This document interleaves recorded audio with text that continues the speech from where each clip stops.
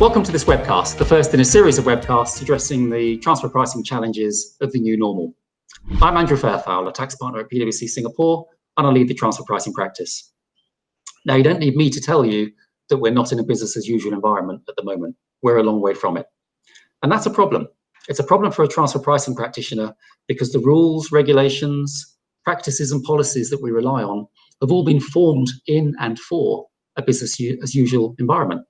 In this series, we'll look at the issues that creates. How do you allocate losses across the system?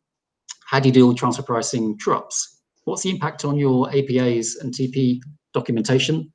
And how do you think about cash and liquidity? Now, in this first episode, I'm joined by two colleagues, Liao, who's a partner in the transfer pricing practice, and also Farhan Azeem, who's a director in the practice. We're going to be discussing together the question around the allocation of losses across the system. Let me start, Jihong, by asking you, what are you seeing in the market at the moment and what's the impact of COVID-19 on our clients? Hey, thanks, Andrew. Over the course of the last few months, to be honest, the impact across the industries varies. Obviously, we can see the likes of aviation, tourism, and hospitality industries that are getting impacted severely. But the likes of commodities, mining, as well as medical supplies, etc., actually they are booming and they are going strong, right? Short-term wise, it is clear that for the supply as well as the demand side, everybody is getting disrupted. And people are getting pressures on cash flows. And longer term, the likes of e-commerce are where people see opportunities, and we can see that some of the industries could operate differently for the future. Thanks, Jihong. So Farhan, against that backdrop, for those of our clients who are impacted, what sort of questions are you hearing? Well, Andrew, the TP questions I get asked, most of my clients include, how can I get cash in or out of subsidiaries, and how do I treat subsidies? How can I share losses or margin impact with limited risk providers or IP licensors? How can I use benchmarking data to support my position? How do I deal with true-ups? And of course, what is the impact on important APA agreements? Okay, so that's a long list of questions. Many of those I know we're going to deal with in subsequent sessions, but for now, let's focus on the way that losses get allocated across the system.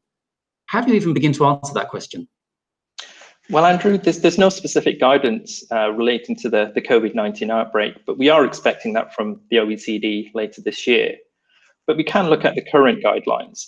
And in particular, Chapter 1 sets out a framework for thinking about how we apply the arm's length principle in this current market environment. Key considerations are, firstly, well, of course, we need to look at the contractual position. We also need to identify what's the actual conduct of the parties. We also need to think about what are the options realistically available between the parties in the current environment. And of course, we need to understand, well, how are third parties looking at the current situation and reacting, because that can provide clear and quite specific guidance on how we might look at analyzing intercompany situations. Of course, any change needs to be supported by clear economic rationale, backed up by the OECD guidelines, and of course, documented robustly. Thanks, Farhan, for that technical overview. Perhaps, Jihong, I could turn to you and ask, what are some of the broader strategic considerations that clients should have when they're thinking about how to allocate losses across the system? Thanks, Andrew. The first thing that comes to mind will be the evidence side of the TP analysis. This is the part of the analysis where companies often will forget or choose not to cover, because this is where the tax function will need a lot more support from the commercial team in order to collect the relevant evidence. At the same time, it is important to ensure that while we are allocating losses to a specific entity, we need to ensure that the overall allocation of profits or losses across the entire value chain makes sense. At the same time, from a local perspective, we need to assess the tax attributes, such as losses, to ensure that we're effectively using all these tax attributes for the good of the company. Thanks, Jihong. So in general terms, how would you answer the question as to who between a principal company and a limited risk operator should bear the losses in the system? Well, Andrew, there's a long version and a short version of this. But the quick answer to this is that obviously transfer pricing is always backed by economic theories. And there's existing OECD guidelines, as you mentioned. So therefore, I think we should always rely on the core TP and economic principles to make all these judgments. And it will vary from company to company. Thanks, Jihong.